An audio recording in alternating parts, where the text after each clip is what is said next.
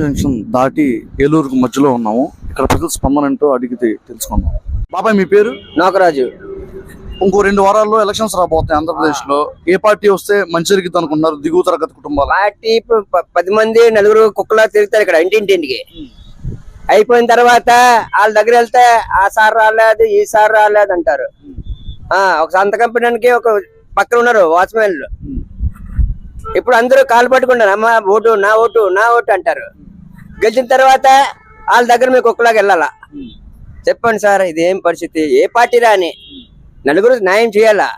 ఒక పిల్లలకి, చిన్నపిల్లల, ఆడవాళ్ళకి, మగవాళ్ళకి ఎవరైనా చదువు లేకపోతే ఒక ఏదో చూడాలా. ఒక హాస్టల్ కట్టాలా, పేదోళ్ళకి హాస్టల్ కట్టాలా, అది చూడాలా. ఓ డబ్బులు ఇస్తాను, ఆడ మనిషికి డబ్బులు ఇస్తాను, చచ్చిపోయిన డబ్బులు ఇస్తాను. మగవాళ్ళు చచ్చిపోతాను డైరెక్ట్ గా, మందు తాగి సాగి చచ్చిపోతాను మందు. అప్పుడు చంద్రబాబు నాయుడు ఉన్నప్పుడు ఆడవాళ్ళు ఆపమన్నారు మందు, చీపుడుతో కొట్టేవారు. ఇప్పుడు డైరెక్ట్ జగన్ పార్టీ మందు కొట్టు. ఆ డబ్బుని ఏడు చేస్తారు, కంపెనీ వాళ్ళే. చెప్పండి సార్, మీరే న్యాయం చేయాల. ఏ పార్టీ రాని మన ప్రజలకు న్యాయం చేస్తే బాగోలా. ఏ డబ్బు ఇచ్చినప్పుడు ఆ పిల్లలకి హాస్టల్ కట్టాలి కదా, పేదలకు ఇల్లు కట్టు. లేనని మాట మాటికి ఆ కుంకుమ బొట్టు ఈ కుంకుమ బొట్టు అన్ని డబ్బులు ఇచ్చేస్తున్నారు. మొగోళ్ళకి ఏంటి ఇస్తున్నారు? సారా తాగి చచ్చిపో, రేపు పెన్షన్ పెడతారంటారు. అదే గవర్నమెంట్. బాబాయ్ ఏం మంచి జరగలేదు అంటారా? మీకు ఏమైనా మంచి జరిగిందా? ఏం జరుగుతుందండి? ఆశ పెట్టకూడదు, ఇచ్చేలా. బాబు రా బాబు ఇంటికాడ అన్నం తినంటే పళ్ళు మిచ్చారు, అన్నం లేదు. అది కావాలి మాకు. అన్నం అయితే కదా దేవుడు అంటాను. అది sir. Thank you so much బాబాయ్. ఎలక్షన్స్ రాబోతున్నాయి కదండి, ఏ పార్టీ వస్తే బాగుంటుంది అనుకుంటారు? చంద్రబాబు నాయుడు వస్తే బాగుంటుంది. ఎందుకని? ఎందుకని ఎక్కడ చూసినా రోడ్లు గుంటలో పోవడం ఇదంతా.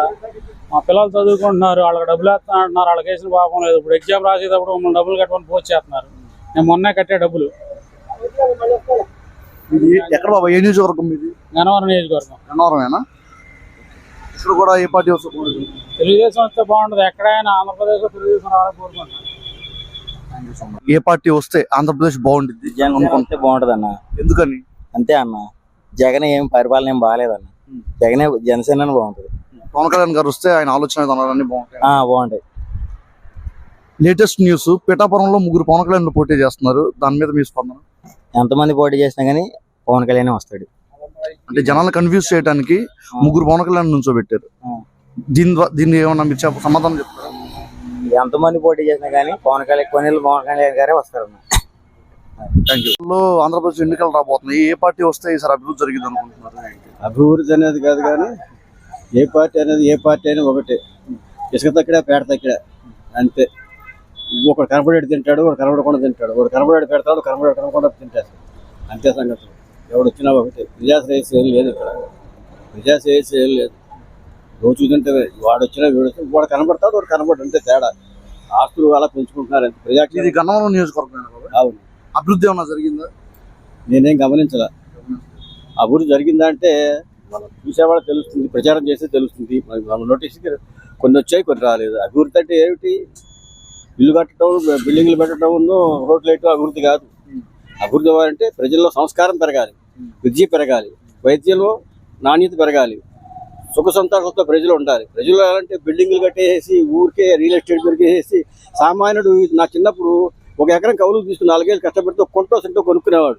భూమి రేట్లు మాయాజాలం, బ్రోకర్ల మాయాజాలం విపరీతంగా పెంచేశారు. సొంతగా ఇల్లు కట్టినాడు ఎవడు, నేను దానం ఇస్తానంటున్నాడు గవర్నమెంట్ ఏదైనా. కాబట్టి అంటే ఎవరి కాదు నిలబడ్డా కానీ కొనుక్కునే పరిస్థితి లేదు ప్రస్తుతానికి. రియల్ ఎస్టేట్ వ్యాపారాలు చేస్తున్నారు ముఖ్యమంత్రులు, అది విషయం. అందుకని ఎవడొచ్చినా ఒకటే. Thank you so much.